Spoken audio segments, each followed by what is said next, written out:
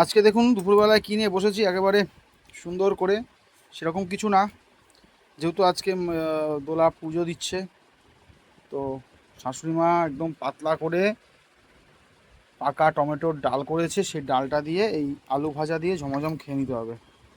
আজকে এখনও লাক্সারিয়াস কিছু নেই, তাও কম কিছুই না, অনেক কিছুই আছে। এই যে বড়ি দিয়ে, মানে বড়ি দিয়ে শাক, তো এটা বড়ি দিয়ে শাক,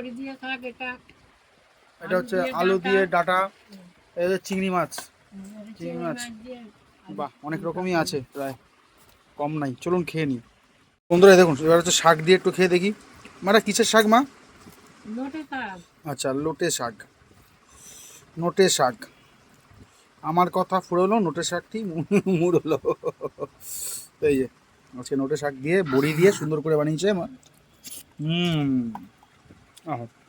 কলা দিয়েছো না আমাদের মা? কলা, বেগুন, আলু আর হচ্ছে বড়ি, দারুণ। এই হলো ডাঁটা আর আলু দিয়ে টমেটো দিয়ে সুন্দর করে আমার শাশুড়ি মাটা রান্নাটা করেছে। সকালে আমরা সকলে মিলেই গেছি হচ্ছে গিয়ে পুজোর ওখানে, কিন্তু কখন যে এত কিছু করলো সেটাই জানি না। যাই হোক, অনেক রকমই দিয়েছে, দারুণ খাচ্ছি। এ মাগো, এটা আলুর মধ্যে শুধু আর কি দিয়েছো? আলু আর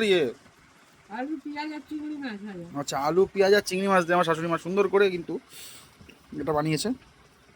আসলে শ্বশুরের মাছের ব্যবসা তো, চিংড়ি মাছ আনলে মোটামুটি বাড়িতে এনে নিয়ে এসে কিছুটা করে। দেখুন সুন্দর, ভালোই খেলাম। চলুন দেখা হচ্ছে পরের ভিডিওয়ে। ভালো থাকুন, সুস্থ থাকুন, দেখতে হবে ভিডিওগুলো। আপনি এবং আপনার সাথে যেতে পারতেন, আমার ভালো রাখুন বন্ধুরা।